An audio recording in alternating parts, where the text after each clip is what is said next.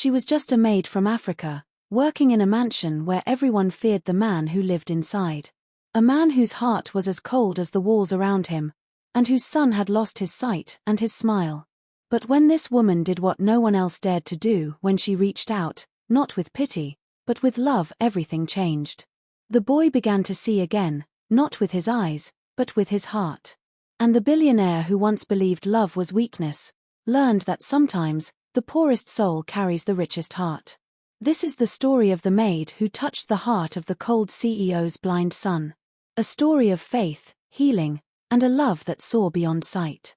Before we start, I'd love to know, where are you watching from? It means a lot seeing people connect through these stories. The rain had just stopped when Nia Okoro stepped out of the taxi. She stood before the tall iron gates of the Tanaka estate, her breath catching at the sight. The mansion beyond was enormous, more like a palace than a home, its windows glinting coldly under the grey Tokyo sky. A cherry blossom tree leaned over the stone wall, its petals scattered like pink confetti across the wet pavement. She clutched her small handbag tightly. The hiring agency had warned her, do not speak to the master unless spoken to. Do not speak to the boy. Do your work quietly, and leave before dark. It sounded more like a rulebook for survival than a job description. The gates creaked open. A security guard in a black suit nodded stiffly and motioned her inside. You are the new housemaid, yes? His Japanese was clipped, his tone polite but distant. Yes, sir, Nia answered softly, bowing slightly the way she had been taught. The path leading up to the mansion was lined with cherry blossoms and trimmed hedges. Everything was beautiful but cold, like a painting hung in a museum. She followed the guard up the steps, the sound of her wet shoes echoing faintly. Inside, the air smelled of polished wood and money. Crystal chandeliers glowed overhead, and the floor was so shiny she could almost see her reflection. A woman in a grey uniform approached briskly. Her name tag read Mrs. Saito, head of staff. You're late, she said sharply. I'm sorry, The rain delayed the train, Nia replied politely. Mrs. Saito's eyes flicked over her dark skin and worn shoes. You're not from here. No, Nigeria. Mrs. Saito gave a thin smile. You will find Japan demanding. The master expects perfection. Follow instructions. Speak little. Work hard. Do not go near the boy. The boy? Nia asked, curious. The woman's lips tightened. Kenji. The master's son. He doesn't like strangers. You'll know him if you hear the piano. With that, Mrs. Saito turned and led her down a long hallway filled with portraits of stern-looking men in black suits. The air felt heavy with silence and rules. They passed closed doors, a grand staircase, and finally reached the servants' quarters. This will be your room, Mrs. Saito said, opening a small door. Work begins at 6. Breakfast at 7. Dismissed at 8 in the evening. Nia nodded, thanking her. When the woman left, she sat on the narrow bed, exhaling slowly. I can do this, she told herself. I've faced harder things than cold looks. As night fell, she wandered quietly through the mansion, dusting the endless shelves and polishing vases. Everything gleamed but felt lifeless, as if joy had been locked away long ago. Then, faintly, she heard it, soft piano notes drifting through the corridor. Slow, hesitant, almost uncertain. The melody was beautiful but sad, like a child trying to remember how happiness once sounded. Nia followed the sound to a half-open door. She peeked inside. The room was dim, lit only by the glow of a small lamp. In the center sat a little boy, his hands on the piano keys. He couldn't have been more than 8. His eyes were closed, his face calm but distant. His fingers moved carefully, searching for notes by touch. Kenji, whispered a voice behind her. Nia jumped. Mrs. Saito stood there, her face hard. I told you not to disturb him. I just heard the music, Nia stammered. Stay away, the woman said coldly. The boy does not speak to anyone. He is different. It's better that way. As Mrs. Saito walked away, Nia glanced one last time into the room. The boy kept playing, unaware of the world outside his music. Her heart ached. Different, they said. But all she saw was a lonely child surrounded by silence. That night, Nia couldn't sleep. The memory of the boy at the piano replayed in her mind, the way he tilted his head slightly, as if listening to something only he could hear. She whispered to the ceiling, "You don't scare me, little one. I know what it feels like to be alone too." Outside, the rain started again, gentle and rhythmic, like a lullaby for the lonely.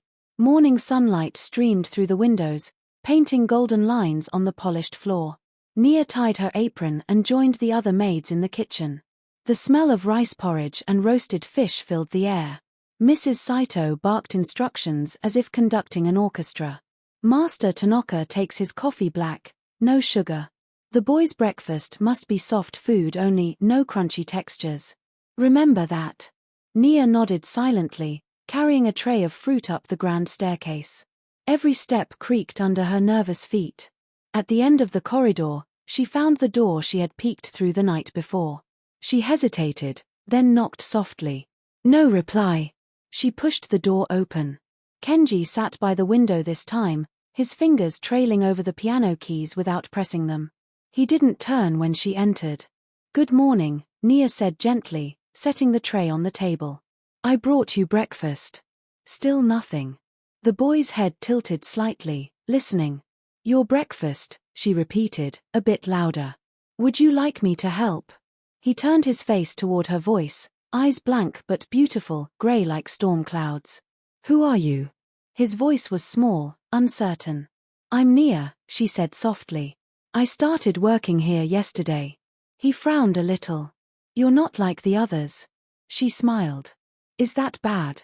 He shook his head. "You sound different. Like sunlight." Nia blinked. "Sunlight?" "Yes." He reached out a small hand, searching the air. Hesitantly, she stepped closer. His fingers brushed her wrist, then her face. "You're warm," he said simply. Something in her chest tightened. "And you're very kind to say that." He smiled faintly but didn't eat. "I don't like to eat when it's quiet." "Then let's not be quiet," she said. "May I tell you a story?" He nodded eagerly. She began telling him a story from her childhood, a story about a clever tortoise who tricked the river spirits to save his village. Her voice danced with rhythm and humor, and soon, Kenji laughed, a small, bright sound that filled the gloomy room. "That's funny," he said between giggles. "Tell me more about the tortoise." "I will, but only if you finish your food first," she said playfully. He smiled and picked up his spoon obediently. As he ate, she noticed the way he counted steps from the table to the chair, how he moved carefully, memorizing each space. When breakfast was done, he asked, "Why did you come here?" "To work," she replied. "Don't you have family?" She hesitated. "They're far away. But I'll see them again one day." Kenji turned his face toward the window. "I wish I could see things too," he whispered. Her heart clenched. She walked closer and knelt beside him. "You see in your own way," she said softly. "You play the piano beautifully. You see with your heart." He tilted his head. "That's what my mother used to say." Nia froze. "Your mother?" "She used to sing when I played. But after the car crash, she stopped singing." His small hands tightened on the piano keys. "Then she went to sleep and never woke up." Tears filled Nia's eyes, but she kept her voice steady. "I'm sorry, Kenji. That's very sad." He nodded. "Papa doesn't sing either. He only works." "Maybe he forgot how," Nia said gently. "Sometimes people forget when they are hurting." Kenji's lips quivered. "Do you think he'll ever sing again?" "I think someone just needs to remind him of the music," she said, smiling softly. The door suddenly opened. Both of them turned. A tall man in a black suit stood there, Riku Tanaka himself. He was younger than Nia expected, maybe mid-30s, with sharp features and an expression carved from stone. His dark eyes swept the room, cold and assessing. "What are you doing here?" His deep voice filled the space like thunder. Nia jumped to her feet, bowing quickly. I brought breakfast for your son, sir." "Mrs. Saito already assigned that task," he said flatly. Kenji wanted." But before she could finish, Kenji spoke up. "Papa, she told me a story." Riku's expression shifted slightly. surprise flickering across his face. A story? Kenji nodded eagerly. About a tortoise who saved his village. It was funny. Riku's gaze moved to Nia again, studying her. No one had seen Kenji smile in months, and now this woman, this stranger, had done it within minutes. He folded his arms. "You may go," he said curtly. "Yes, sir," Nia whispered, bowing again. But as she turned to leave, she heard Kenji say softly, "Can she come again tomorrow?" Riku didn't answer immediately. The silence stretched. Finally, he said, "We'll see." Outside, Nia's hands trembled as she carried the empty tray down the hall. Her heart raced. She had spoken to the boy. She had broken the rule. She expected to be scolded again, maybe even fired. But as she reached the kitchen, Mrs. Saito simply looked up from polishing silverware and narrowed her eyes. "What did you do?" "Nothing," Nia said quickly. "I just gave him breakfast." "Then why did the master speak to you personally?" the woman demanded. Nia hesitated. "Because," the boy smiled. Mrs. Saito froze for a moment, the cloth in her hand stilling. Then she scoffed. "Don't fool yourself. You're just a maid. The master's kindness doesn't reach your kind." Nia bit her lip, swallowing the sting of those words. "I didn't do it for kindness," she said quietly. "I did it because he's a child." She went back to her duties, but her thoughts were elsewhere, on Kenji's laughter, his words about sunlight, his small hands searching for her face. Later that evening, while she was folding napkins, a soft piano melody drifted through the air again. But this time, the music was lighter, still hesitant, but no longer sad.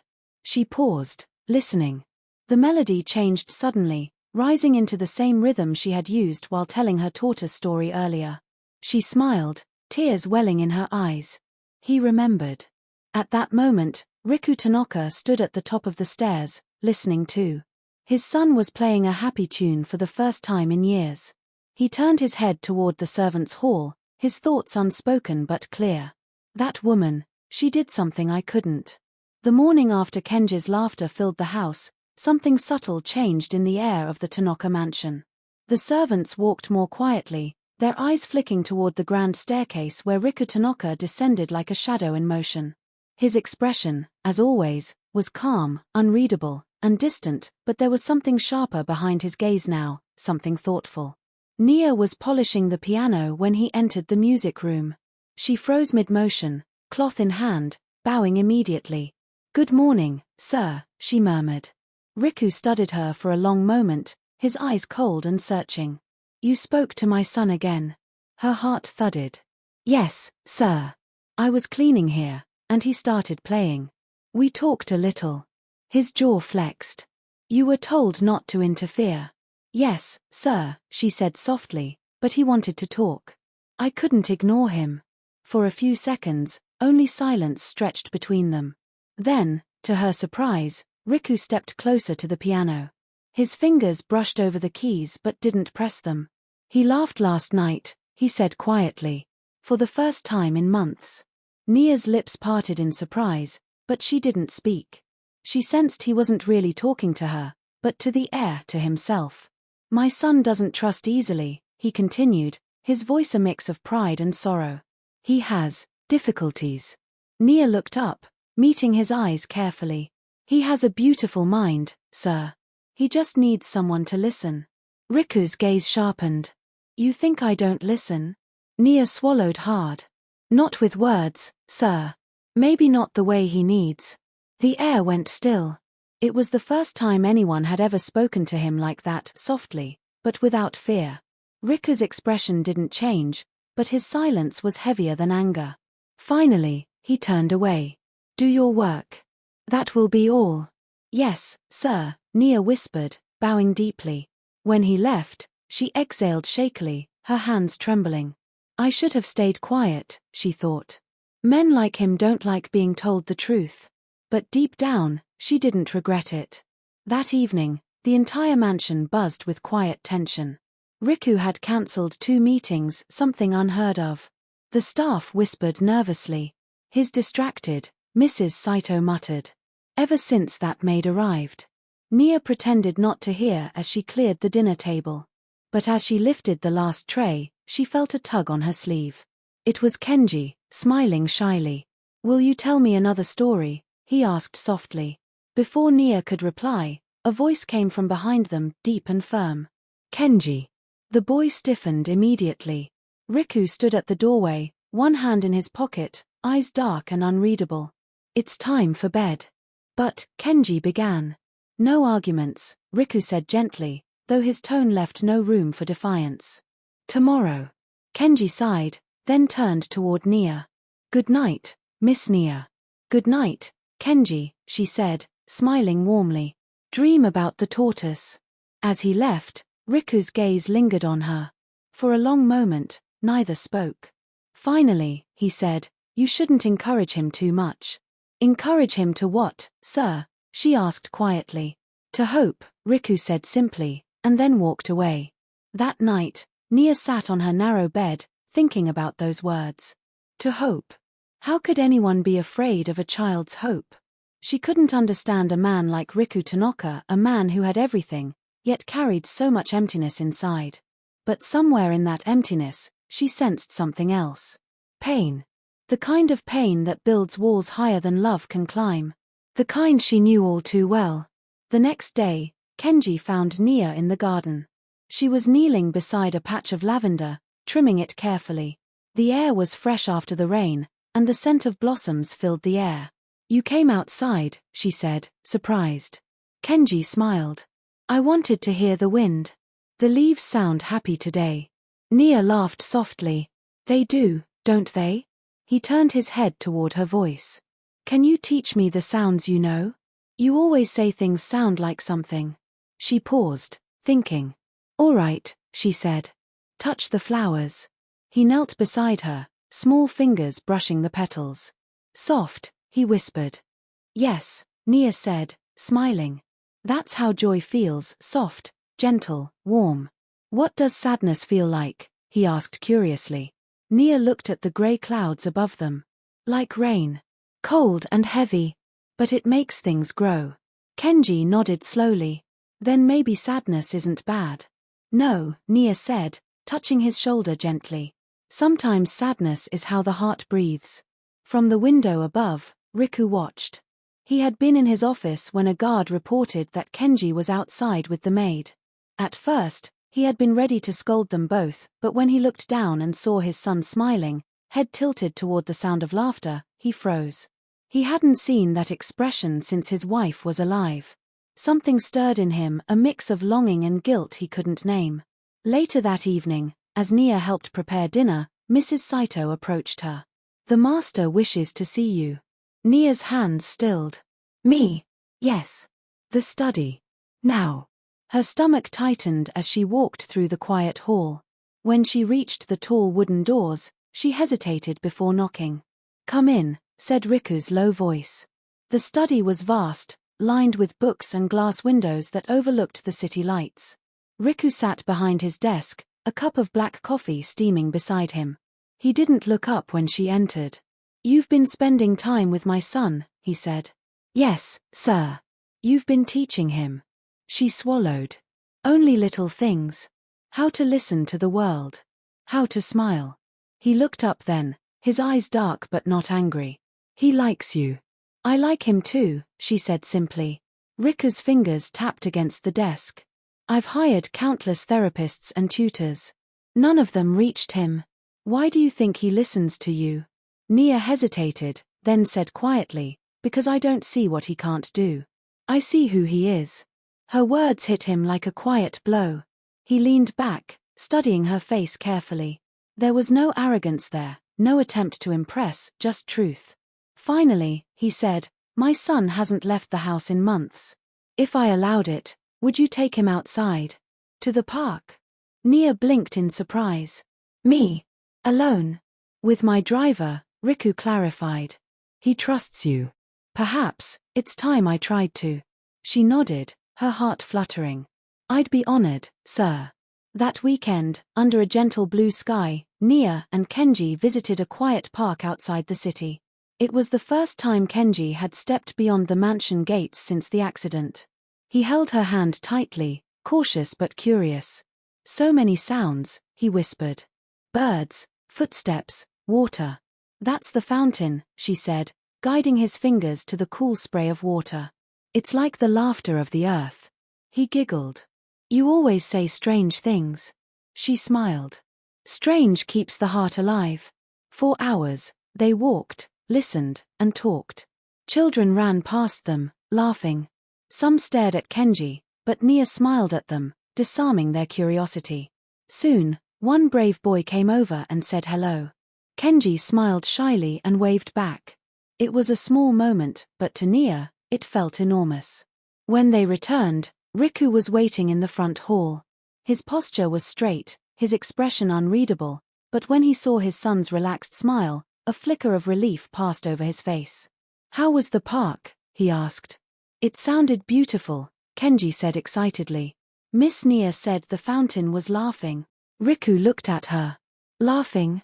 Nia smiled gently. That's what he called it. Riku's lips twitched, almost a smile, but not quite. You have an unusual way of seeing the world, Miss Nia. I only try to make it a kinder one, she said softly. That night, when the house was quiet, Riku stood outside Kenji's room. He heard his son humming softly a simple tune. It took him a few seconds to recognize it. It was a song his late wife used to sing. His throat tightened. He walked away before the memories could crush him. The next morning, the mansion buzzed with new energy. Kenji woke up early, asking to play outside. Nia joined him after finishing her chores. She taught him to recognize sounds, the difference between sparrows and crows, wind through leaves versus wind against walls. You learn fast, she told him. He grinned proudly. I like learning with you. The sound of slow, deliberate footsteps behind them made Nia turn. Riku was standing a few meters away, arms crossed. You seem to have taken your teaching duties seriously. Nia smiled nervously. I didn't know I had duties, sir.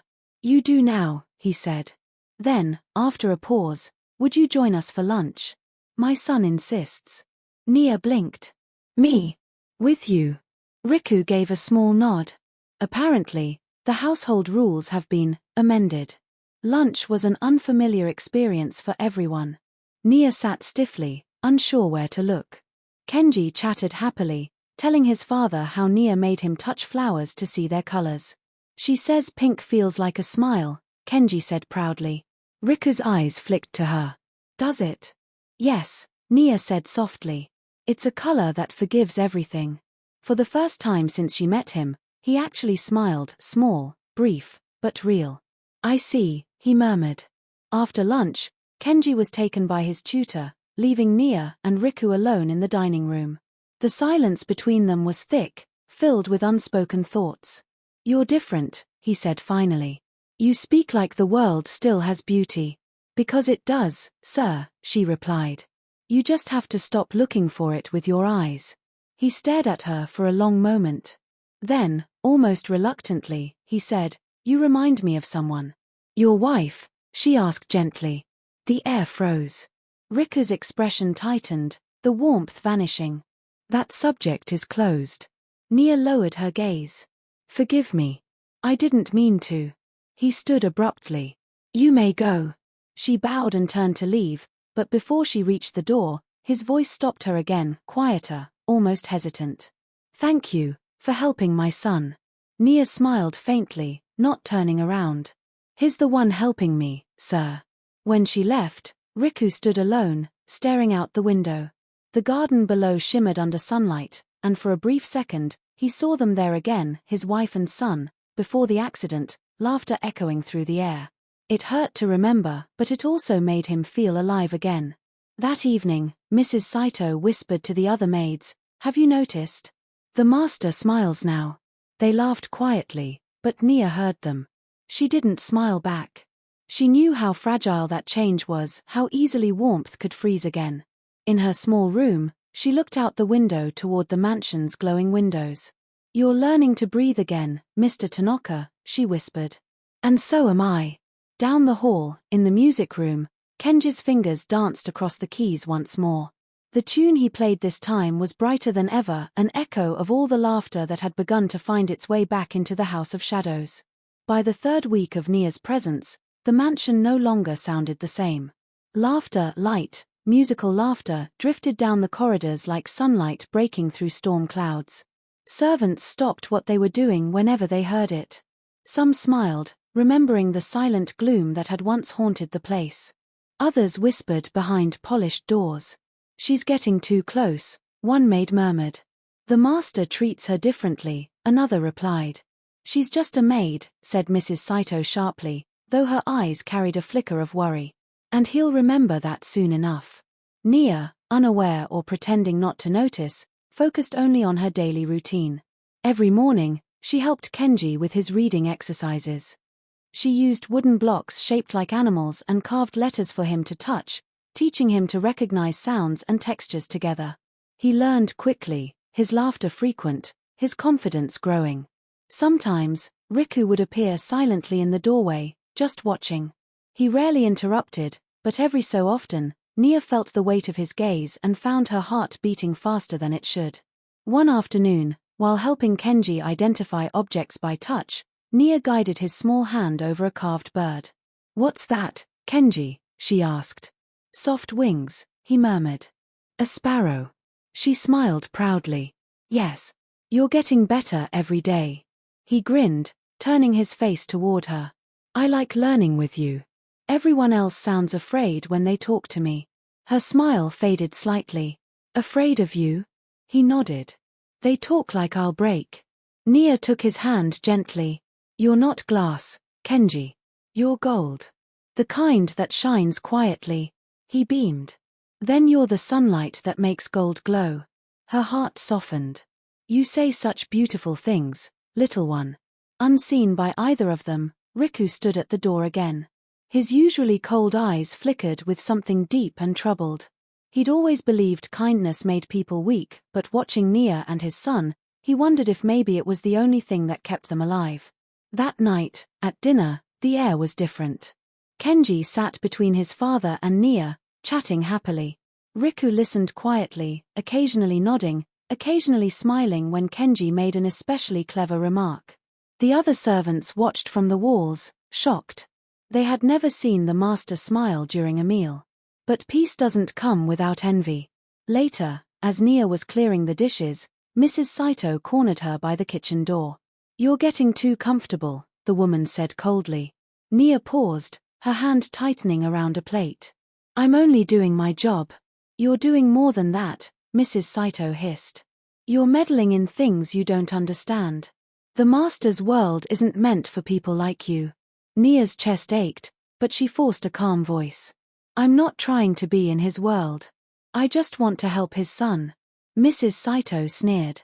"People who say that always want something more." She turned sharply, leaving Nia frozen in place, her heart heavy with doubt.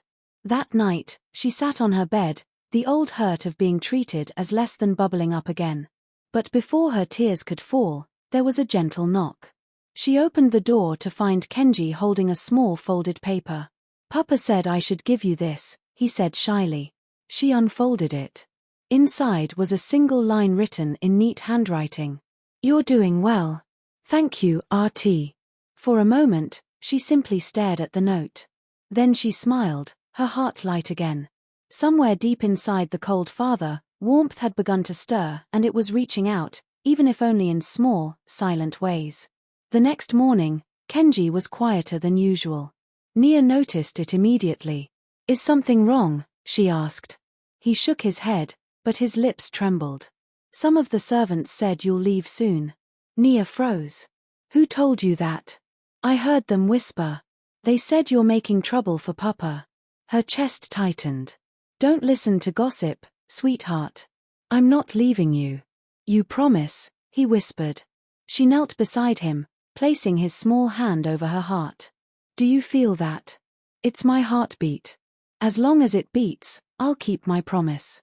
He nodded, his fingers pressing lightly against her chest, comforted by the steady rhythm. And above them, through the half-open door, Riku watched again, silently, thoughtfully, his expression caught between gratitude and fear. The storm began on a night heavy with thunder and tension. Rain slashed against the windows, lightning casting silver veins across the mansion walls. Nia was finishing her cleaning rounds when Mrs. Saito appeared again, her voice sharp. "The master is furious," she said. "You took Kenji outside without permission." Nia frowned, confused. "But he said we could walk in the garden after lessons. Kenji told me it was all right." Mrs. Saito crossed her arms. "And you believed a child? Do you think you can just do what you please? You're not special, girl. You're a servant. You've overstepped." "I didn't." "Pack your things. You'll be dismissed in the morning." The words struck like a slap. Nia's breath caught. "Please, let me explain to Mr. Tanaka." "You'll speak when spoken to," Mrs. Saito snapped. "He's not interested in excuses." She turned on her heel, leaving Nia standing alone, trembling as thunder rolled outside. In her small room, Nia sat by the window, watching the rain fall like tears she couldn't hold back. "I was careful," she thought miserably. "I did everything right." But deep inside, she feared Mrs. Saito's words were true. Maybe she didn't belong here. Maybe kindness always ended in heartbreak. Meanwhile, in the main house, Riku paced the study, confusion tightening his chest. Mrs. Saito's report had stirred old fears, rumors of impropriety, staff breaking boundaries, but something didn't feel right. He couldn't shake the image of his son laughing again, bright and free. When he finally went to Kenji's room, he found the boy sitting by the window, clutching his cane, face wet with tears. "Kenji." Riku's voice softened. "What's wrong?" "Miss Nia's leaving," Kenji whispered. "They said she's bad." Riku's brow furrowed. "Who said that?" "Mrs. Saito," Kenji sobbed. "She said Miss Nia disobeyed you."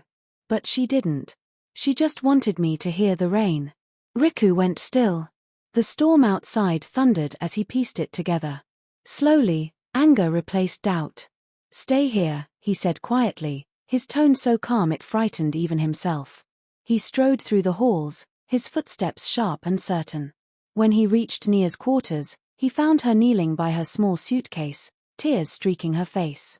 "You were leaving," he said, his voice low. She jumped to her feet, wiping her eyes. "Mrs. Saito said, she said you didn't want me here anymore." His expression hardened. "And you believed her?" She hesitated.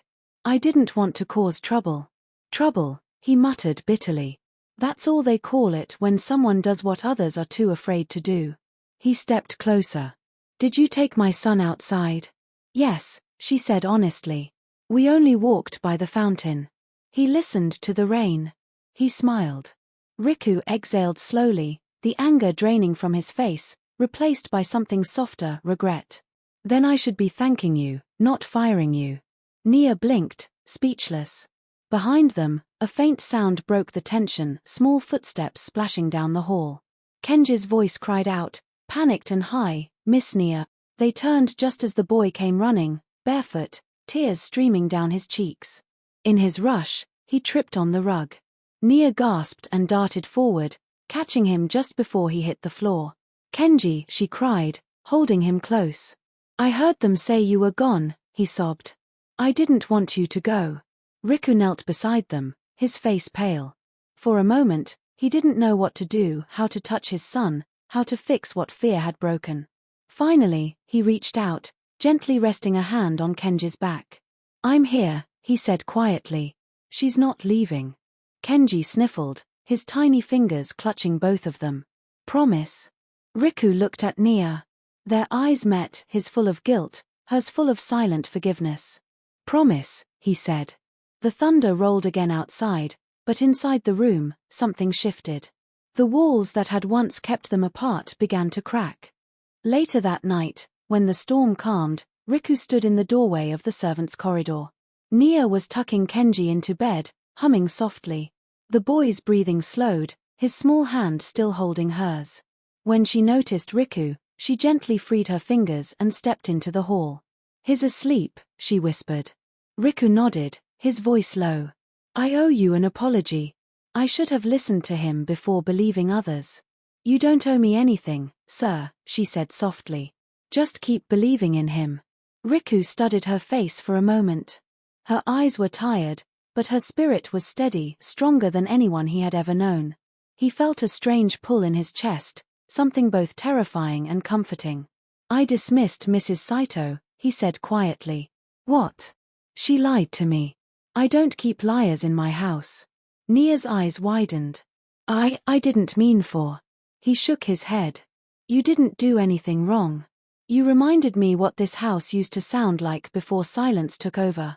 She smiled faintly, lowering her gaze. "Kenji makes it easy to care." Riku's voice softened. "You do too." The words hung between them, unspoken feelings wrapped in silence. For a moment, they simply stood there, listening to the distant patter of rain against the glass. Finally, Riku spoke again. "Stay," he said quietly. "Not as a maid. As my son's tutor. He needs you. More than you know." Nia's breath caught. "Tutor? But I'm not." "You're exactly what he needs," he interrupted gently. "Someone who sees him." Her eyes filled with tears, but this time they were tears of gratitude. "Thank you, sir. I'll do my best." Riku nodded once. "I know you will." As he turned to leave, Kenji stirred in his sleep, murmuring softly, "Mama?" Riku froze. The word pierced him like lightning. Nia placed a gentle hand on his arm. "He meant me," she whispered. "He called every woman Mama in his sleep since he lost her. It's how he remembers love." Riku's throat tightened, emotion flickering through his stoic mask. "Then maybe he's remembering what it feels like again." She smiled softly. "Maybe you are too." When Riku looked at her again, something in his gaze had changed. The coldness was gone, replaced by quiet respect and something warmer he couldn't yet name. That night, as the storm faded and the first light touched the horizon, Nia stood by the window of her small room, whispering to the dawn, "The storm didn't break us. It brought us together." And across the mansion, the father and son slept soundly for the first time in years, peace settling over the house that once knew only silence. The morning after the storm, the Tanaka mansion shimmered in soft light. The gardens still dripped with rainwater, and the air carried a scent of renewal. For the first time in years, the house didn't feel heavy. It breathed. Nia walked through the halls quietly, unsure of her place now that Riku had promoted her.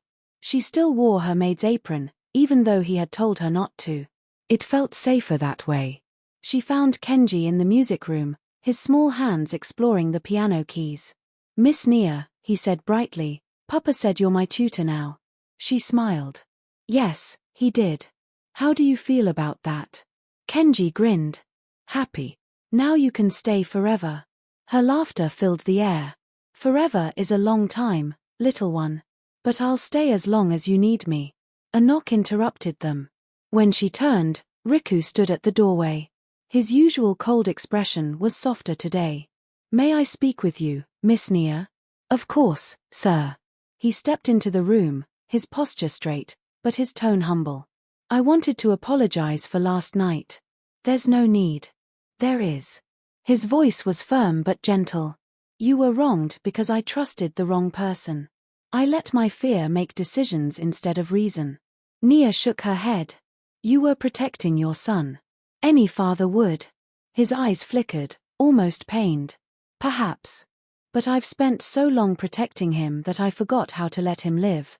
He paused, glancing toward the boy who was humming softly to himself. "You reminded me." Nia met his gaze and saw something she hadn't seen before, vulnerability. It frightened her, but it also made her heart ache. "I'm glad he has you," Riku said quietly. "And I'm glad I do too."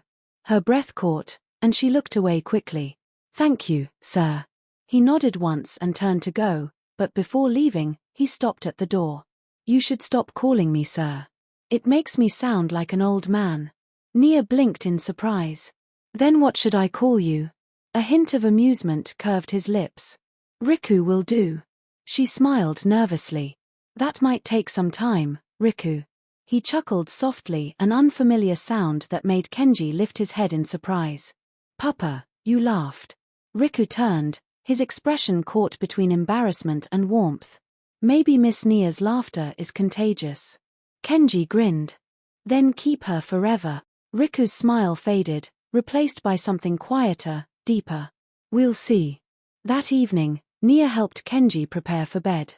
After tucking him in, she stayed while he drifted towards sleep. "Miss Nia," he mumbled drowsily, "when you talk, I can see colors." "Colors?" she asked softly. "Your voice feels like yellow. Warm and happy." Her chest tightened. "Then I'll keep speaking sunshine for you, little one." When she stepped into the hall, Riku was there again, leaning against the wall. His eyes were thoughtful.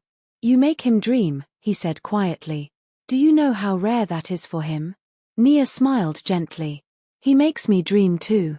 For a moment, silence stretched between them, comfortable, almost fragile. Then Riku said, "Join us for breakfast tomorrow. No more eating in the kitchen." She hesitated. "That's not proper." "Proper," he interrupted, "has never made this house happy." The next morning, Nia sat across from him and Kenji at the long dining table. At first, she was stiff and shy. But when Kenji started telling stories about his music practice, laughter bubbled up easily. Riku listened, his face soft, the corner of his lips turned upward. Every now and then, he looked at Nia longer than he should have. She noticed, but neither of them said a word. Later that week, he approached her while she was in the garden, trimming the roses. "Nia," he began, his tone measured, "I'd like to make something clear." She straightened. "Yes. I appreciate what you've done for Kenji. You've given him something no doctor, no tutor, ever could. I only treated him like a child, not a patient," she said simply. Riku's eyes softened. "And that's exactly what he needed." He hesitated, lowering his voice. "You've given me something too. Peace. I haven't known that in years." Nia felt her heartbeat quicken. "That means a lot, Riku. Truly." He smiled faintly, then stepped back. "Let's just keep making this house feel alive again. For him. For all of us." She nodded, though deep inside, she knew what her heart was beginning to whisper. It wasn't just for Kenji anymore. Days turned into weeks, and Nia became a part of the Tanaka household as naturally as sunlight through a window. She and Kenji had formed an unbreakable bond, their laughter echoing through the once empty halls. But with warmth came curiosity. The more time she spent with Riku, the more she realized how carefully he hid behind his composure. He was polite, disciplined, almost mechanical. Yet there were moments when something flickered behind his eyes: loneliness, regret, pain. One evening, after Kenji had fallen asleep, Nia found Riku alone in the library. The golden lamplight painted him in soft hues, and for a moment, he looked younger, less guarded. "You're still awake?" she asked, stepping in quietly. He didn't look up from the book in his hands. "Old habits. I find it easier to read than to sleep." She smiled softly. "You should try a story instead of a business report. Stories heal." He set the book aside and looked at her. "You think everything can be healed, don't you?" "I have to," she said gently. "Hope is the only thing poor people can afford." His eyes lingered on her face. "You speak as if you've known hardship." She hesitated, then nodded. "Back home, I worked since I was 12. My mother used to say, if you can laugh, you can live another day. I guess I learned to find light, even when the world went dark." For a long moment, Riku said nothing.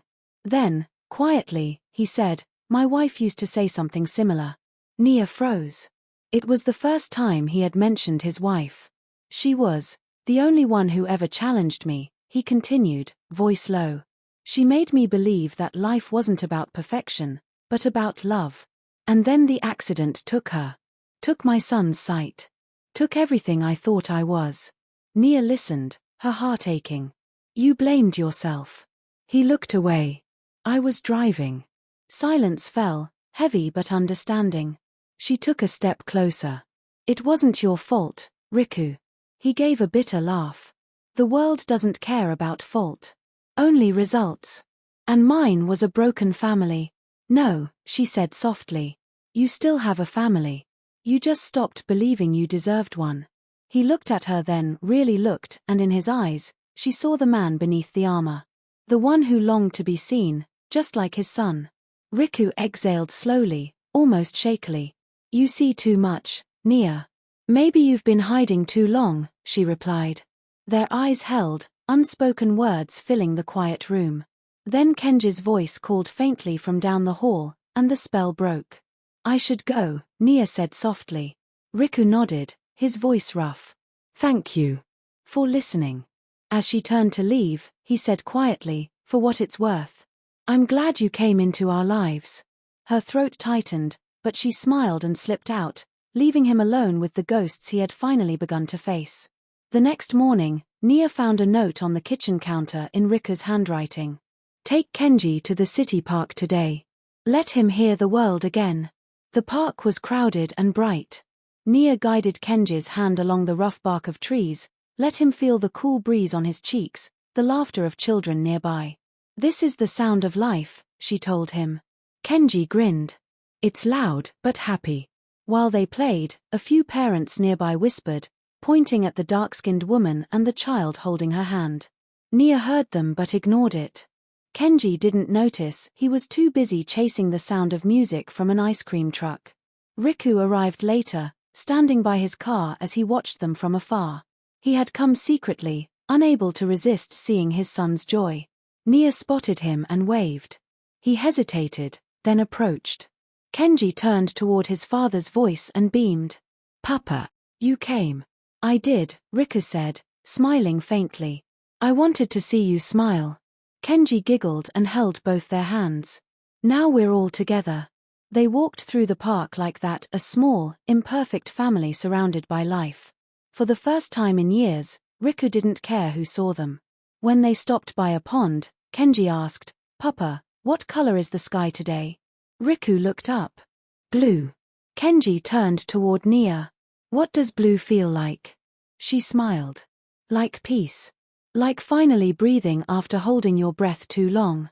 Riku's gaze lingered on her, soft and full of meaning. "Yes," he murmured, "exactly like that." That night, after Kenji went to bed, Nia walked past the study. The door was ajar, and she heard Riku speaking softly on the phone. "Yes, I'm aware of the rumors," he was saying. "Let them talk. My son's happiness comes first." When he hung up and turned, he found her in the doorway. "You heard." She nodded. "People talk. They always will." He sighed. "They think I've lost control. That I'm distracted by a maid." Nia's cheeks warmed. "I never meant to cause trouble." Riku's eyes softened.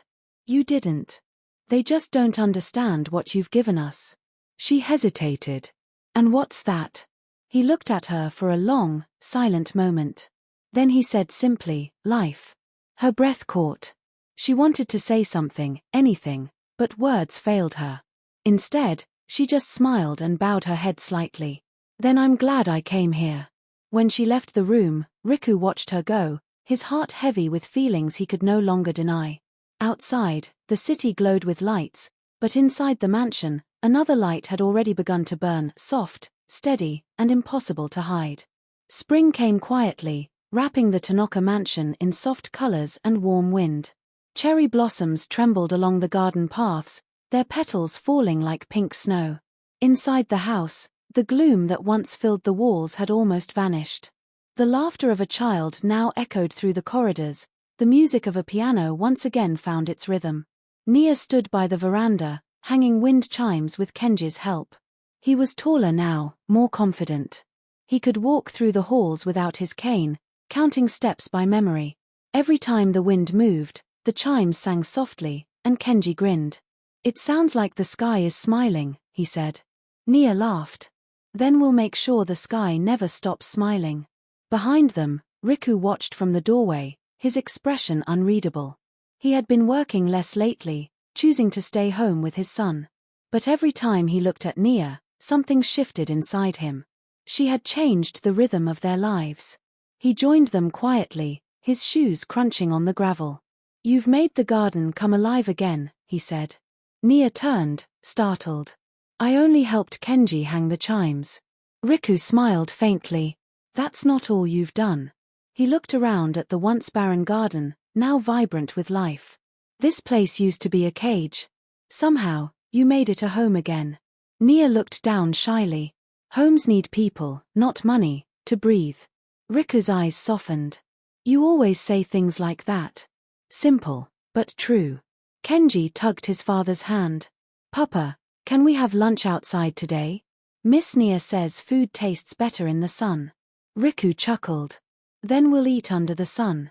That afternoon, they sat beneath the cherry trees. Nia spread a cloth on the grass while Kenji helped unpack sandwiches. Riku leaned back, watching them with quiet contentment. Kenji bit into a sandwich and sighed happily. It tastes like happiness. Nia laughed. Maybe that's because you helped make it. The boy nodded proudly. Miss Nia says food cooked with love is magic. She's right, Riku said, glancing at her. Though I don't remember the last time I tasted that kind of magic. Nia smiled softly. Then you should come to the kitchen more often. Maybe we can change that. He raised an eyebrow. You'd let me cook? I'd supervise, she teased. Kenji giggled. Papa can't even boil eggs. Riku pretended to look offended. That's not true. I can make coffee. With too much sugar, Kenji laughed. They all laughed together, the kind of laughter that feels like sunlight breaking through clouds. As the day faded, Riku found himself studying Nia when she wasn't looking. The way she smiled at his son, the patience in her voice, the peace she carried, it stirred something he hadn't allowed himself to feel in years. That night, after Kenji had gone to bed, Riku found Nia in the garden, gathering fallen petals. The moonlight painted her skin in silver. You should rest, he said softly. She smiled without turning. I couldn't sleep. The wind is too beautiful tonight. He stepped closer. You see beauty in everything, don't you? Maybe because I've seen too much ugliness, she said gently. Their eyes met in the quiet night, and something electric passed between them, unspoken but undeniable. Riku's voice dropped to a whisper. You've changed this house, Nia.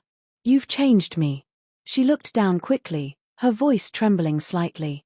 I didn't mean to. I know, he said, a faint smile touching his lips. That's what makes it real. Before she could answer, Kenji's sleepy voice echoed from the balcony above. Miss Nia. Papa, come see. The moon is smiling. They both looked up. The boy stood there in his pajamas, pointing at the glowing crescent moon. Nia laughed softly. We'd better not keep the moon waiting. Riku smiled, shaking his head. He's right. It's smiling. And in that moment, standing under the quiet moonlight, both of them realized how much their hearts had already changed, how much they belonged to the laughter of the little boy who had brought them together.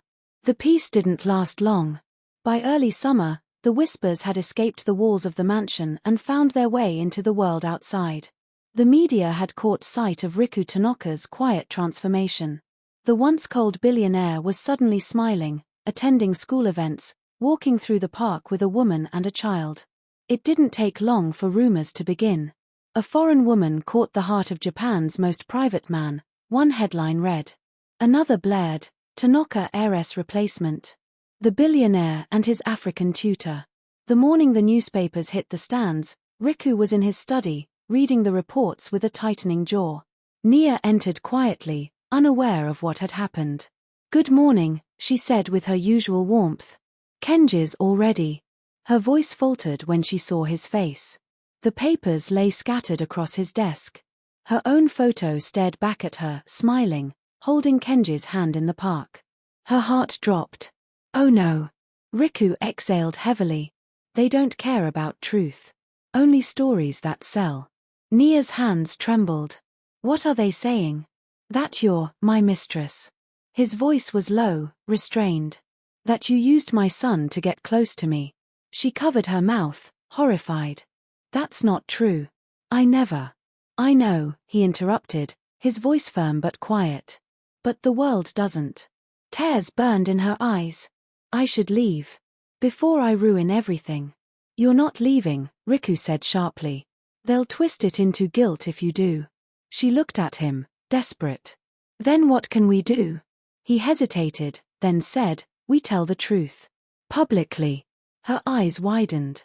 You'd risk your reputation? Riku's expression softened. My reputation is meaningless compared to my son's happiness. And his happiness begins with you.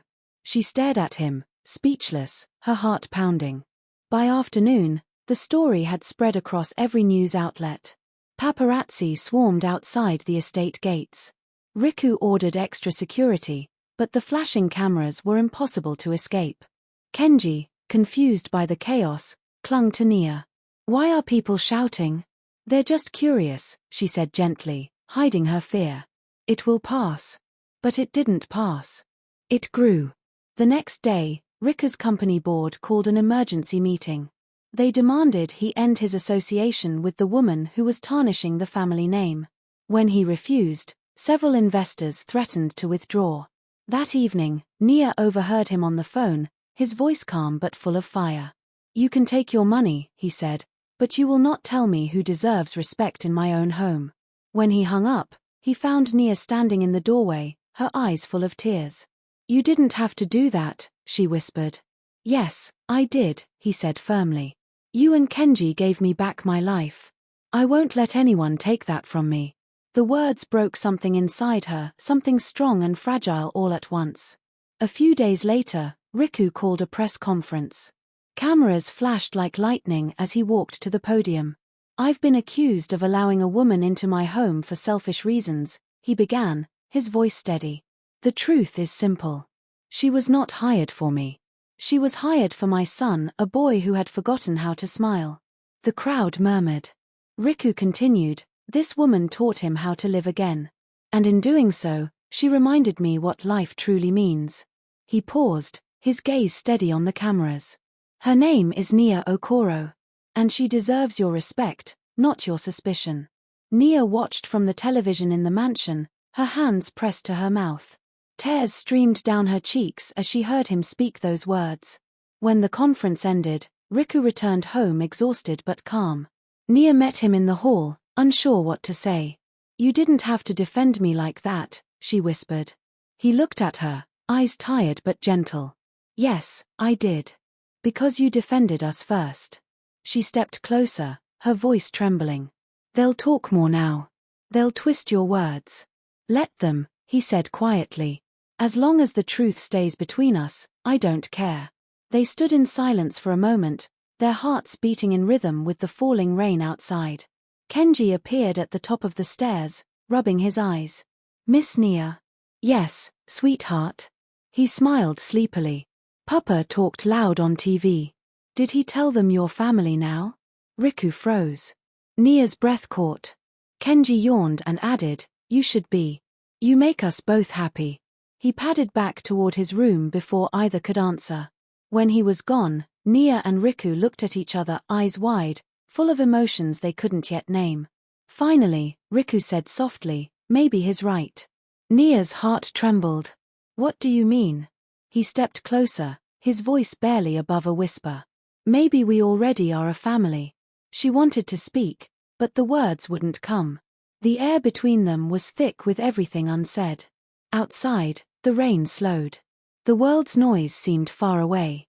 For the first time in a long while, Nia realized that peace didn't always mean silence, it meant being heard, even when the whole world refused to listen.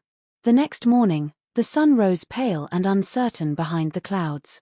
The Tanaka mansion, usually so quiet, seemed to hum with unseen tension. Reporters still lingered outside the gates. Every time the wind blew, Nia could hear their camera shutters clicking, like the sound of distant thunder. Inside, she moved through the house quietly, tidying things that didn't need tidying, trying to ignore the restless flutter of fear inside her chest. She had never asked for this life in the spotlight. All she wanted was peace for Kenji, and now the world had turned him into a story. Kenji found her in the garden, crouched beside the pond, throwing tiny crumbs of bread to the koi fish. "Miss Nia," he said softly, "why do people take pictures of us?" Nia smiled faintly, but her voice trembled. "Because your papa is important, and when people see him happy, they get curious." "Why?" he asked. "Isn't happiness a good thing?" "Yes," she said, brushing his hair gently, "but not everyone understands it." He frowned, tilting his head. "Do they hate you?" She froze. "Who told you that?" "I heard the guards talking," he whispered. "They said the people outside are calling you names." Her throat tightened, but she forced a smile. "Then they're wrong. And one day, they'll see that." He touched her hand. I already see it. At that moment, Riku appeared at the edge of the garden. He had been on a call since dawn, his voice sharp and controlled, but his eyes looked tired. The wind tugged at his coat as he walked toward them. Kenji, go inside for a while, he said gently. I need to talk to Miss Nia. The boy nodded, obedient but worried. Don't fight, he murmured as he walked away. Riku stood beside her, watching the ripples in the pond. They want me to apologize, he said after a long silence. They want me to say the story about us isn't true, that you took advantage of my kindness. Nia looked up. And will you? No, his voice was quiet, steady. But if I don't, the board will remove me as CEO. The company could lose everything my father built. Nia's heart pounded. You can't risk that for me. He turned sharply. You think this is just about you? Nia, it's about what's right. I won't let them destroy someone's dignity because of prejudice. Tears welled in her eyes. I don't want to be the reason you lose your world. He took a step closer. I already lost my world once. It means nothing without peace in this house. The air between them trembled. She could see the war inside him, the man torn between duty and something far deeper. Riku, she whispered, you have a son who needs you. Don't let them take that from him. He sighed, his shoulders heavy. If they do, I'll build it back. But I won't build it on lies. Before she could respond, the phone in his pocket buzzed again. He didn't answer it. He just looked at her, really looked, and said, if you stay, they'll keep attacking. If you go, they'll think they've won. What do you want? Her answer was soft, but sure. I want to protect Kenji. Riku's expression broke for a second, just enough for her to see the pain underneath. Then you'd better tell me how. That night, Nia sat by her window long after the lights went out. The sky outside was clear, full of stars. The phone on her bedside table glowed faintly, messages from friends back home, news headlines flashing her name. She had become a symbol, a scandal, and a stranger to herself. She heard a knock and turned. Riku stood at the doorway. His tie was loose, his hair slightly disheveled. Can't sleep? He asked. She shook her head. Too many thoughts. He hesitated, then stepped inside. Me too. He leaned against the window frame beside her, their reflections side by side in the glass. The silence stretched between them until he said quietly, I keep thinking about the day we met. You bowed and said good evening, sir, and I thought you were just another quiet worker who'd keep her head down. Nia smiled faintly. And you were the coldest man I'd ever seen. He chuckled softly. I suppose I was. You were broken, she said gently, and you didn't want anyone to see. He turned toward her, eyes dark and thoughtful. And you made me remember what it felt like to live again. Her breath caught. Riku. He reached out, not to touch her, but to brush a strand of hair from her face. You don't have to say anything. Just know that whatever happens tomorrow, I don't regret any of it. For a long moment, they stayed that way, two souls caught between fear and something that felt dangerously like love. Then he whispered, get some rest, Nia. Tomorrow, we decide. When he left, she pressed her hand to her chest, feeling her heart race. Outside, the wind rustled the cherry trees, scattering petals like falling snow. She closed her eyes and prayed that the world would be kind for once. The next day, the decision came. Riku resigned from his position as CEO. The news exploded across the nation. Headlines screamed betrayal and madness, calling him a fool for love. Stock prices dropped, but he didn't flinch. He stood in his office, calm, while reporters shouted questions through the gates. When he returned home, the house was quiet. Kenji was with his music teacher. Nia waited for him by the piano. You really did it, she said softly. Yes. He loosened his tie. They wanted a choice between power and truth. I chose truth. Her voice broke. And what about your son's future? The company? He smiled sadly. My son's future doesn't depend on money. It depends on me being a father who can look him in the eyes without shame. She covered her mouth to keep from crying. You didn't have to. He stepped closer, his voice low and sure. I did it because you showed me there's more to life than surviving. There's living. There's love. Her tears spilled then, hot and silent. Riku, people will hate you for this. Let them, he said softly. You once told me sadness makes things grow. Maybe this is how we grow. The house was quiet around them, but something in that stillness felt whole. For the first time, Nia believed in a future that wasn't built on fear. The days that followed were a blur of headlines and whispers. Riku's resignation was the talk of the city. Some called him foolish, others romantic.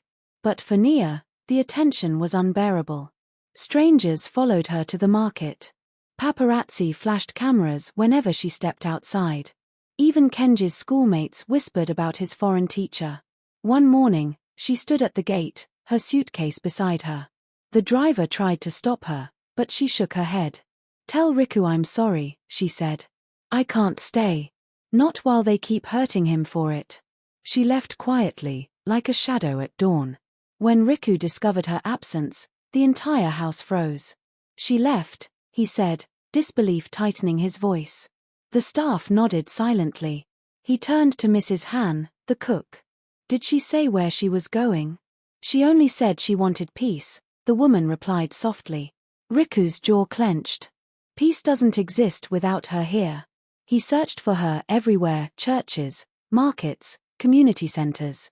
Every place they had visited together. Days turned into a week, and the city seemed colder without her laughter. Kenji grew restless. He stopped eating, stopped playing piano. One night, Riku found him sitting by the window, holding the folded note Nia had left behind. She said she'd come back, the boy whispered. But what if she forgets?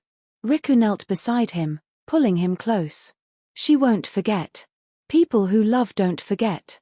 Kenji's small voice trembled. Do you love her, Papa?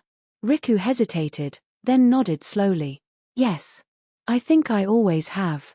2 weeks later, Riku received a tip from one of his drivers. Sir, I think I saw her, the man said. At a small church on the edge of the city. She was singing. Riku didn't wait for the car.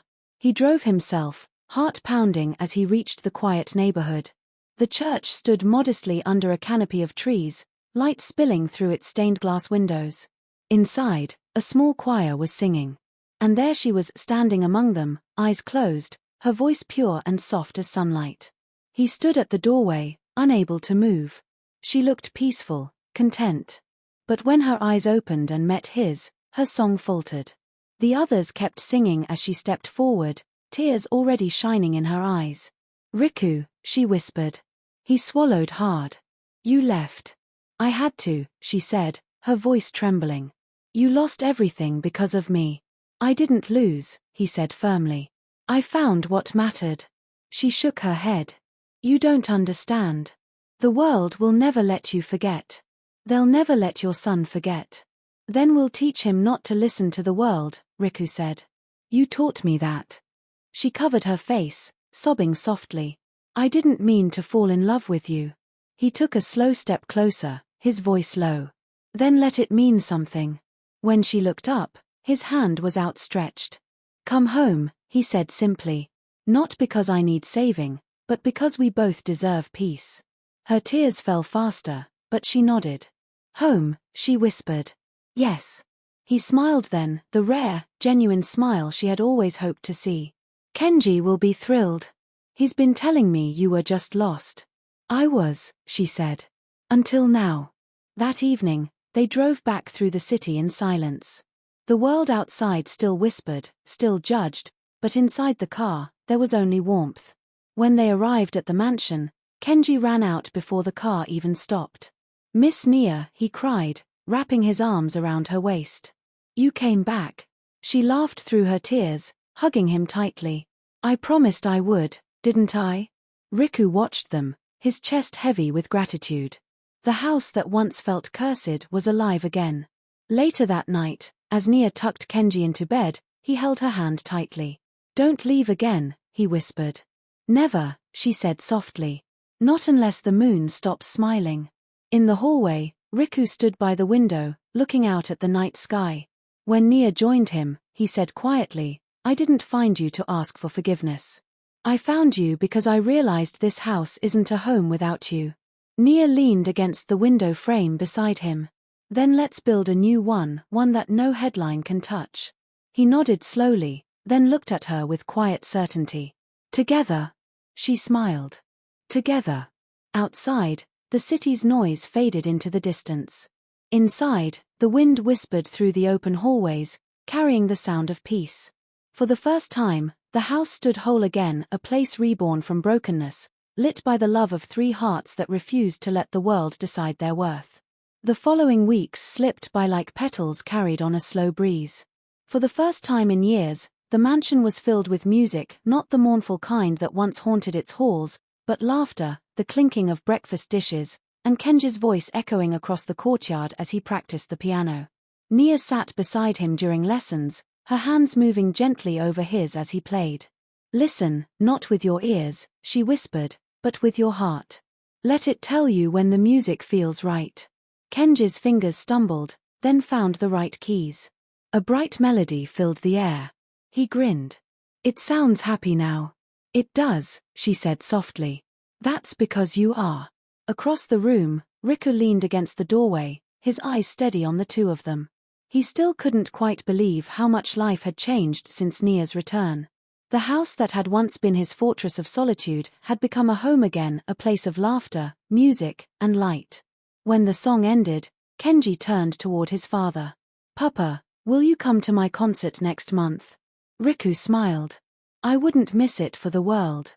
It's my first time playing in front of people, Kenji said nervously. What if I mess up? Riku crouched beside him. Then we'll laugh, and you'll start again. Mistakes don't end music, they just change its tune. Kenji smiled faintly. That's what Miss Nia says. Riku met her eyes. She's a very wise teacher. Nia blushed slightly, pretending to focus on the sheet music. Kenji's the one with the talent. As the days passed, preparations for Kenji's performance grew intense. Nia worked with him daily, adjusting his rhythm, teaching him how to feel the piano's vibrations instead of worrying about the crowd. Riku watched their progress quietly, sometimes joining them in the evenings just to listen. One night, after Kenji had gone to bed, Nia lingered in the music room, running her fingers lightly over the piano keys. The melody she played was soft, uncertain, like a whisper between dreams. You play when you think no one's watching, Riku said, his voice breaking the stillness. She turned quickly, startled. You should be resting. He walked in slowly. And miss this? Never. She laughed quietly. It's nothing special. Just something my mother used to hum when she worked. He listened for a moment, then said, It sounds like hope. Nia looked down. She used to say music was a prayer without words. Riku's eyes softened. Maybe that's what this house needed. A little prayer. Silence stretched between them again, but it wasn't uncomfortable. It was full of things neither dared to say aloud. Finally, he took a step closer. I wanted to tell you something, he began. She looked up, waiting. Tomorrow, there's a dinner at the Art Foundation. They've asked me to attend, but I want you to come with me. Me, she said, surprised. Riku, after everything. They can whisper all they like, he said firmly. Let them see who you are. Let them see what courage looks like. Her throat tightened. If I go, they'll talk again. About you. About us. Then let them talk, he said quietly. I'm done living for their approval. The next evening, Nia stood at the top of the staircase in a soft ivory dress that one of the maids had helped her borrow from the storage wardrobe. When Riku looked up and saw her, his breath caught. For a moment, the world seemed to fall away. You look, he paused, searching for the right word. Like light. Nia smiled nervously. You look like someone who needs to breathe. He laughed softly. Maybe I forgot how. They arrived at the dinner to a flurry of camera flashes. Heads turned, whispers rippled through the crowd. Nia felt their eyes, the judgment, the disbelief, but when Riku offered his arm, she took it and lifted her chin. Inside, the music was elegant and cold. Guests greeted Riku politely, pretending not to stare. A few approached, all smiles and shallow praise. It's lovely to see you again, Mr. Tanaka. And this must be. Riku didn't hesitate. This is Nia Okoro. My family. The room went still. Nia's heart hammered, but she held her smile. Every pair of eyes that judged her only made her stand straighter. After dinner, when the crowd thinned, Riku led her to the balcony overlooking the city. Are you all right? He asked. She laughed softly. No one's ever called me family before. It felt strange. Beautiful, but strange. Riku turned toward her, his eyes deep with meaning. You are family, Nia. To both of us. Her voice trembled. Do you really mean that? He reached out, brushing a petal from her shoulder. More than anything. For a moment, neither spoke. The city lights glimmered below like a sea of stars. Nia felt the heaviness of her past, the loneliness, the fear begin to melt away. She smiled, tears shining in her eyes. Then I'll stay, she whispered. As long as you need me. Riku smiled softly. Forever might not be long enough. The night before Kenji's concert, the mansion was alive with quiet excitement. The piano was polished to a shine, fresh flowers filled the hall. Kenji practiced one last time, his fingers moving smoothly across the keys. When he finished, Nia clapped softly. Perfect. He grinned. Miss Nia, when I play tomorrow, can you sit where I can hear your breathing? She blinked, surprised. My breathing. It helps me feel safe, he said simply. She smiled, her heart swelling. Then I'll be right in front. Riku stepped forward and placed his hands on his son's shoulders. I'm proud of you, Kenji. Kenji tilted his head. Even if I make mistakes. Riku's voice softened. Especially then. That night, as the city slept, Nia prayed silently that nothing would take this peace away again.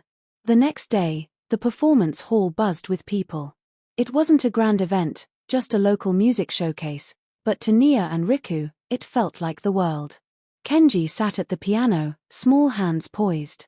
When he began to play, the room fell silent. The melody was gentle and sure, a piece he had written himself. It told his story without a single word, the pain, the loneliness, the love that had healed it all. When the final note faded, the audience erupted in applause. Kenji turned toward the sound, his smile radiant. Riku rose to his feet, clapping with pride. Nia wiped her tears, her heart full. As they walked out together, Kenji between them, he whispered, I think Mama would be happy today. Riku looked down, his voice quiet. She would. Nia smiled, her hand brushing Kenji's. She'd be proud of you both. That night, the house glowed brighter than ever. Riku poured 3 cups of tea, one for each of them, and raised his cup. To new beginnings, he said. Kenji laughed. And to music. Nia lifted hers too. And to love that makes us whole. The cups clinked softly, sealing the moment forever. Spring gave way to summer, and the cherry blossoms along the drive bloomed once more.